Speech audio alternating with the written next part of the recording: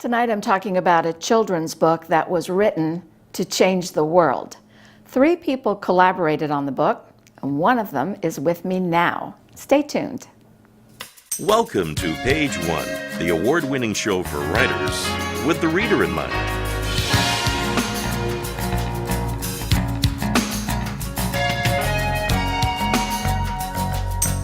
That draws the reader along, just like fiction.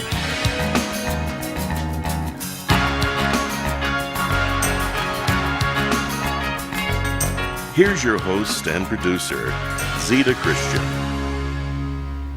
Hi everyone, welcome to the show. I am absolutely delighted to introduce you to my guest tonight. I know him from a whole nother world, a world of weddings.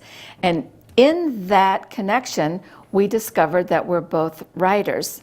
And so I asked him what he was working on, and this conversation goes back a couple years. So now he is on the show to talk about not only this wonderful book that he and his colleagues have written, but there's a whole second edition out because it's a very popular book. My guest is Josh Chalmers. Josh, thanks for being on the show. Thank you for having me. So I know a little bit about the book from conversations we've had before. What I'm hoping to do in the time that we have tonight is to talk about the book itself and to talk about the writing of the book, because a lot of the viewers of Page One are writers. And that's why I also want to talk a little bit, at least, about the publishing experience.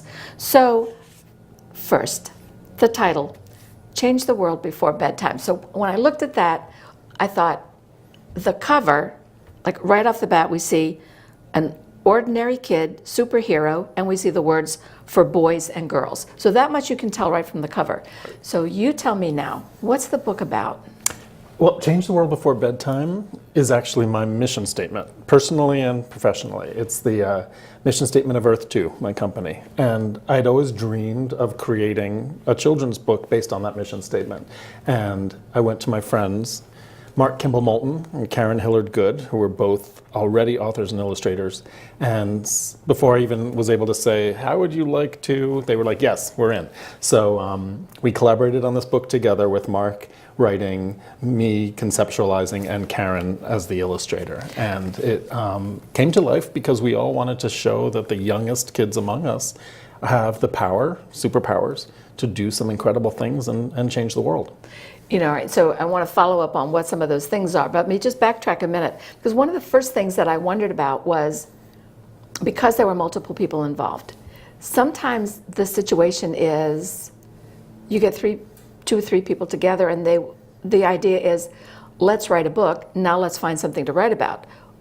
Or, as I think it is the case, in your case, there's a strong mission, and then it's how do we get the word out, and then it's let's write a book. So you came with the mission and the idea for the book. Yes, and also some of the content, also putting it out on the table for both of them. And there's a lot of trust in our friendship, and really we just threw out ideas and they all came together. Each of the spreads is about a little kid, family member, friend who can do something powerful in the world. So I want to talk about those somethings. Give me a couple ideas, a couple examples. One of the things is, when people ask me all the time, because Change the World Before Bedtime is my mission statement in general, and they'll ask me, what are the things that you think are the most important qualities, human qualities for people to have? And my 2 things are empathy and kindness. And I think those things drive everything else. And that's a little bit about what the book started out as. Just go out there into the world and be kind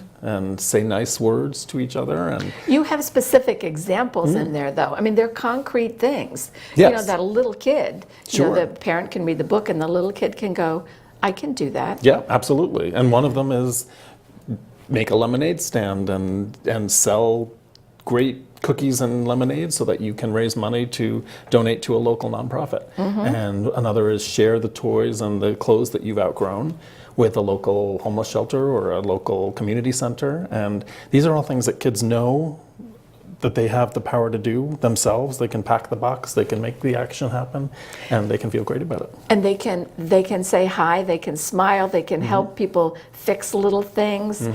I was reading the book, and I have to tell you, I was reminded of an incident with my grandson, who is now 16. But when he was about I want to say 4 or 5. And his dad's a real believer in helping other people. I mean, that's part of who he is. He was about 4 or 5, and he came to our house for a weekend, my grandson, and with his parents.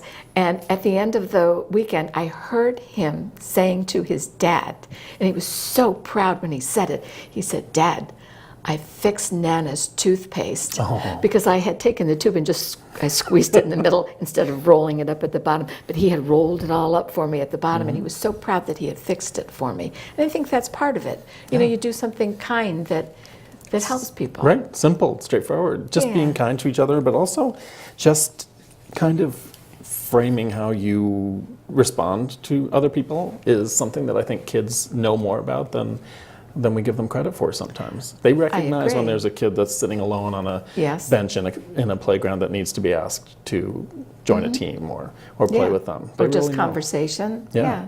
So the age range, where you're marketing this book, these are little kids. Pre-kindergarten up to about 3rd or 4th grade. So what made you decide to go for that age group?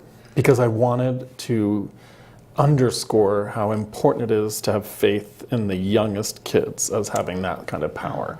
I have been famous among the kids in my life, which are nieces, nephews, godkids, and as never talking down to them. They say this to this day, and they said that you always spoke to us like we were grown-ups and that you had a lot of belief in our powers, and that's what I wanted to carry through into this book. It works. I mean, it works. It's a beautiful book in many ways, and I think that it's empowering, it's inspiring. I mean, I think people will look at it and go, it's educational, it's entertaining, but it's empowering, and that's a whole nother realm. I agree. And what a gift to be able to do that for such young people. So, the other collaborators with the book, Mark and Karen. I read somewhere that the 3 of you were described as 3 big dreamers. So what were the 3 big dreams? I mean, yours, obviously, you have a mission. But what was it with Karen and with Mark? Did they have the same dream or similar dreams, or was it just that they were buying into yours? Well, they have already collaborated together on multiple books. And I should back up and say that the reason I met them was because I was in a bookstore and fell in love with the cover of one of their books, sat on the floor, pulled all their books off the shelf, and just for hours was sitting there reading them and admiring them, loving the artwork of them and the whimsical stories behind them. And I just had to meet them. And so I found my way to getting in touch with them, and we ended up just hitting it off beautifully and becoming friends. And one of the first things they did was give me the nickname BD, which stands for Big Dreamer.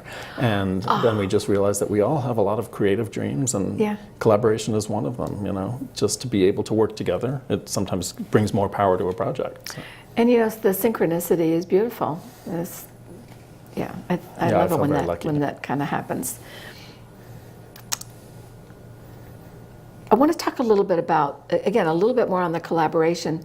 What were the creative gifts that each of you brought? You mentioned earlier that you did some of the content and you had the overall idea for the theme. And I think that you had mentioned Karen's the illustrator? Karen is the illustrator, right. Mark is a wordsmith and author, and has done amazing books on his own. And really it was a combination of me saying, here are the things that I want to celebrate that I think are the superpowers that kids have to change the world. And then they ran with it. And we just all then used our different perspectives and skills to kind of refine it as we went along. And there were things that were, honestly, the hardest thing for us was the order of the spreads, because all of these things kind of built to that crescendo at the end of this kid in a hammock dreaming of all the things that he might be able to be. And we realized that's kind of us, that we also all believe that you can be a lot of different things in your life and dream big, Very true. So give me a time frame, from when you got the idea and you got in touch with them. How long did it take till the book, the first edition, actually came out? Well, so here's where people get mad, because it was very, very easy for us. I lucked out because I'd met my publisher through another situation when I was the chair of a show house for the Children's Museum.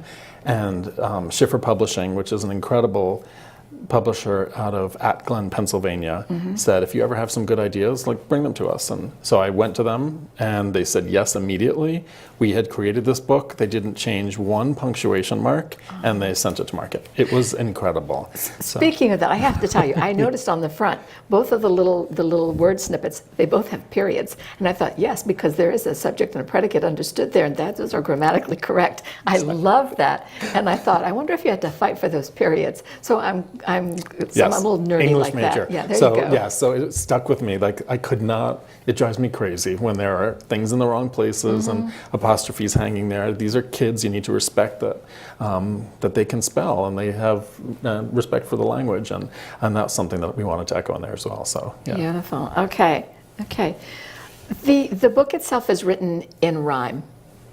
Was that a lot of fun to do, or was that a chore? So I got to tell you, that talent lies with Mark. Okay. He is the guy who, when you give him, for example, the word in there that was the craziest one is fantabulous, which isn't a real word, but it just happened to do what we needed to do for that sentence, and that was a Mark word. And I love those moments when something just comes out of his brain and and becomes magical on the page. And he's probably a fan of Mary Poppins and supercalifragilisticexpialidocious. Okay, all right. So I love the illustrations, and I know from working with other children's book authors that the majority of the time, the author writes the book, but the publisher finds the right illustrator to marry everything together. Your situation was different. Right. And I'd already fallen in love with Karen's artwork through her other books. Right. I had no idea of how the two of them worked because we were such friends. It was easy for us to just say, have lunch dates and figure out what the work was going to be like. The amazing thing about Karen is that she surprises you with little details that you didn't expect. I certainly never said, I would love to have a ladybug crawling across the top of the page who's whispering to her friend, let's go, have a cup of tea together. Yeah. But that's Karen, and she just finds the magic in these layers of words. And it's but just then incredible. again, Schiffer Publishing didn't say to you, we want to find our own illustrator. We don't do it that way. No, we presented them with the book as complete. That's and they knew that we amazing. had this collaboration. And of course, they knew that Mark and Karen already had done some beautiful work on their own. So, we were lucky. Well, I love the illustrations too. And just a shout out to Karen. I find that they're emotional, which I think is really good for a children's book. Sometimes kids have a hard time tapping into or identifying their emotions. They're clear and I say simple, and I don't mean simple in a negative way. No, I know. I mean simple in a way that they're so easy to absorb and to comprehend. I think there was a brilliance behind that. There is, and I also felt like we had a good conversation about, when you're talking about what my company Earth 2 does, is we think a lot about eco-awareness and about not being wasteful, and Karen found ways to put vintage fabrics scanned into the artwork and words from vintage books and things that really are subtle, but they also send that message of use some of the stuff from the past. Yeah, and there's use value. different materials and the value of that. And there's a lushness to it, I think, that comes across too. Well, there's a whole thing about recycling there. So it's like Exactly. you get it not just in the sense that this is a good thing to do, but you see the value for the world, but you also see it as a creative expression. Right. Which I think is really cool. Right. So, I just want to let you know in the audience that if you're watching this show, this is Josh Chalmers and this is page 1. And you might be saying to yourself, oh, I want to know more about that book, or I want to know more about Earth 2 Company, or anything about the writing, the whole collaborating process. I invite you to go to our Facebook page, facebook.com/ZitaTV. And you can just share away there, and I'm there all the time, and maybe I can, persuade you to comment now and then, and we'll just Absolutely. see what, what comes of that. Okay, a little bit about you personally. I have in my kitchen a wooden plaque that reads, "Home is where your story begins." So one of the things I want to know is, in what way did your parents contribute to your having this global theme? I mean, you created a nonprofit, like you're helping the earth. So where did that come from? Because I always think, look back generations. This is easy for me to talk about because I'm so grateful to them for the life and foundation of creativity that they built for me.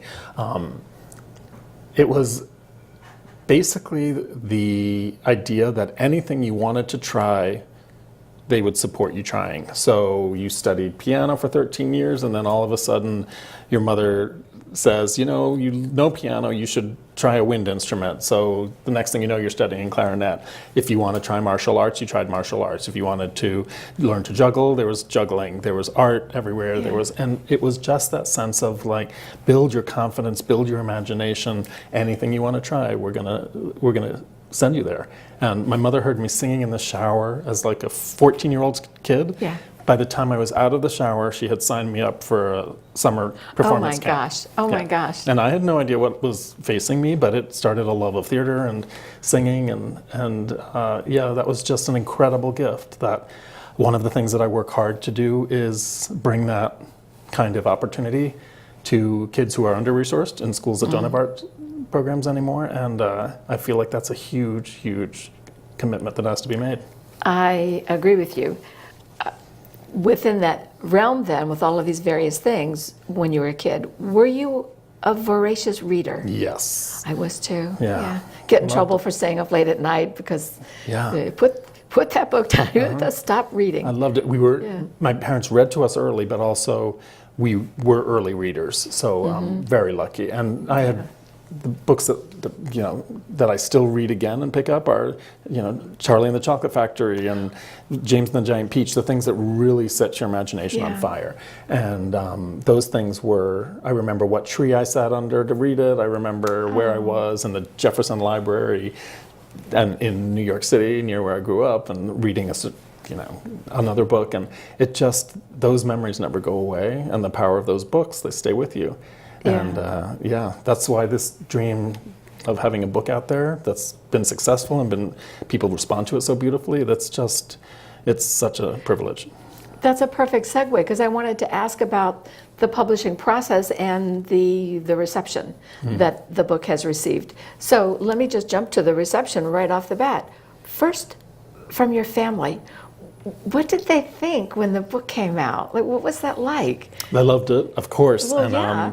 they were so proud, and they're obviously like they buy and gift it to a lot of people. And what I love about my family too is that there's kind of an acceptance of like, of course, if you have that dream, you're going to make it happen. So it was really nice to see that they had a lot of faith in it and it coming to life. But and we pretty quickly after it was published, we won the Mom's Choice Awards Gold Medal, and it was Yes. just being accepted by people so quickly. And we were going into schools and hospitals and libraries, and the reception and the understanding about it was just fantastic. So. I think that sometimes when things happen, so I say easily, and I don't mean without effort, because I think there was a lot of effort put in prior. And it's like, my grandfather was a farmer. He was a homesteader out on the Dakota prairie. And the best thing that he would say, the best blessing for a friend would be, may every seed you plant grow twice. And I think that, I get the feeling that that's kind of what happened with the book, that you would plant seeds, and then, you got the collaboration, you got the publisher, the beautiful illustrations, everything comes in. So the pathway, there were a lot of obstacles removed. And I think when something like that happens, it's because there really is a need for that message. So there's a bigger energy I agree. involved in getting agree. that out there. I also feel like one of the things I tell, especially young people a lot, is build your friendships, because it's those relationships that when you suddenly decide that it's time for you to put your dream into action, Yeah. there are going to be people there waiting to help you because they believe in you and they have faith and they're your friends. And that really happened with this. Called back the publisher who 5 years before had said, if you ever have good ideas, and they said yes. And they're huge champions of this book, and they bring it to all of the book shows, and we're now working on a Spanish language edition. There's other international interest in it. I mean, those kinds of things happen because a publisher believes in you. Speaking of the publisher and the whole submission process, years ago, decades ago, when I sold my first book, I mean, I'm talking, you print everything out, you put it in a box and wrap it up and you tie string around it and send it and pray that it arrives, not damaged. And then, I remember then when it was like, oh my gosh, I can actually mail a disc. It was a hard disk, and then there were the floppy disks, and now, the file, and you push the button. Right. What was it like for you? Well, because you also had illustrations, so that's one of the reasons I'm asking. How did you submit it? What was the physicality of submitting? A lot of it was digital. It could be emailed, but then there were also original artwork pieces that they scanned, and because they were so amazing about just accepting it as is, that didn't have to go back and forth with a lot of changes.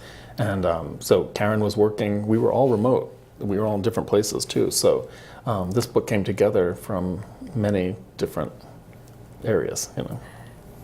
That's really cool too. I mean, I think of the whole idea of working from home, and this is a whole different concept, and the things that you can do with a global network. So you submit the manuscript, and then. And we actually didn't even submit separately. We actually created a mock-up of the book that was the artwork with the words, with our goals and our dreams, everything, including the cover, back, where we had activities for the kids to write in the book itself. And then we submitted that whole thing, and they said, yes. Yeah, we didn't have it separated out, and then... So I just want to be sure that you and the viewing audience know that's not the norm. No. That's not the norm. No, it's not at all. I mean, so. I think that really there was a lucky star. Oh, it was. Over your heads, and Schiffer Publishing. I mean, that speaks volumes for them too. That they would recognize what you could bring to the world. Oh, absolutely. They are. What I say about them all the time is they're so amazing at celebrating the artists and artisans and illustrators that are part of their bookmaking process. Like, they're so respectful of the talent. I have to tell you, there's just a little aside. 2 days ago, I'm having a conversation with a long time friend of mine, a writer, and she has just sold a book to a publishing company, and it's about tarot cards for writers, for fiction writers. And I've known about the book for a long time from its very early conception. And she mentioned the publisher's name, and I'm thinking, gosh, that sounds familiar. And I can't think of why, I just couldn't place it. And then she said she and her husband went to the publishing company to meet her editor, and she talked about this drive out into the farm out in Pennsylvania. And I'm thinking, no, I know that place. I mean, I've never been there, but I know that place. And then I happened to just look over. I was sitting at my desk having the conversation, and I looked over, and there was your book on a pile over here, and I thought, oh my gosh, it's the same publisher. That's amazing. Yeah, so my friend has a book coming out with them too. That's awesome. Talk about small world. Did you go out to meet them in person? Did you make that trek to Pennsylvania, any of you? I have gone several times. We never went as a trio. We did a lot of stuff on the phone, and before the book was published, we hadn't gone down. It was really all from afar. How was the moment when you get the word, yes, we want your book? Because that's changed over the years too. And when I sold my first one, my agent called me on the phone and said, the editor over at HarperCollins wants to talk with you. They want your manuscript. So it was a phone call. And sometimes now I know it's an email, or I don't think anybody does snail mail with that anymore. But so was it a phone call for you? I believe it was an email that confirmed it was happening, that they'd received everything, they loved it, that it was going to move forward, and to expect the contracts and the paperwork and the mail. But it never really feels real until you're holding something. It's just why I still love books and magazines and those kinds of things. Sure. I like the tangible stuff. But so getting the letter in the mail when somebody's starting to ask about our marketing contacts and the real nitty-gritty of it, that's what made it feel real. How'd you celebrate? You know what? Actually, it's kind of goofy, but they sent an advance copy, and I drove into New York and I pretended not to have any news about it, and then I just left it for family members to see. And just seeing that was the celebration, is like seeing it come to life and be real, you know? And then you have to get to work and market. Oh, yeah. Publishing companies want you to be a part of that. Absolutely. So you're making a lot of your own contacts and making your own appointments to do book signings and readings and things like that. So, And on one hand, I think that who can represent it better than you? So I see something valuable there.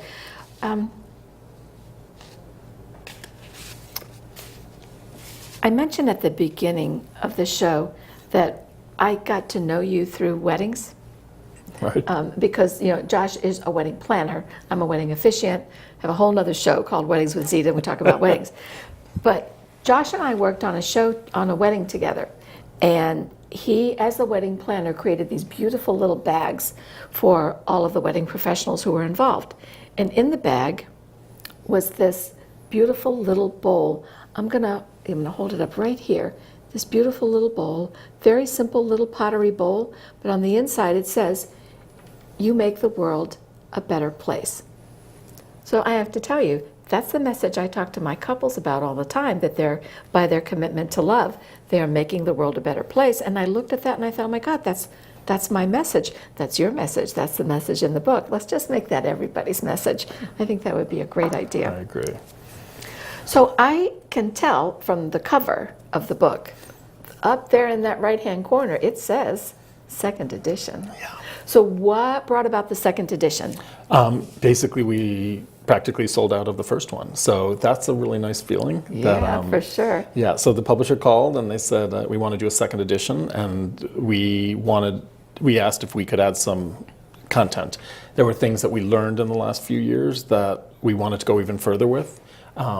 Such as? Well, part of it is, I think you have responsibility at any age to pay attention to the world around you and what's happening. And I've found myself feeling more sad about some of the stuff that's happening in schools, some of the under-resourced problems, some of the lack of diversity. And I wanted it to be a little less subtle in the book. Even though it's a children's book, I felt like we had a responsibility to teach a little bit more about, embracing that things had to change and get better. And so they set us free. We added more activities. I do something with kids when I go into schools where we make our own superhero capes out of pillowcases. So now we have the instructions in the book. Oh, excellent. I wanted to do some things where you could actually look in the back of the book as a resource and say, how do I do that lemonade stand? How do I find my local shelter to support? And so those things are in there as well. Well, Josh, I've got to tell you, I think that this is a gift. I mean, I'm glad for you and your collaborators that it has been successful, but I am even happier for the rest of the world that this book is successful and that more and more people will read it and will be able to change the world before bedtime. So thanks very much for sharing the message and for the time to come on the show. Thank you so much. I also want to thank my crew, and I love to thank you in the viewing audience. I love closing this show with the words of the late fantasy writer Ursula Le Guin, who said, "There have been civilizations that did not use the wheel, but there have been no civilizations that did not tell stories." So find your story, find a way to tell it, and join us again next time. Thank you.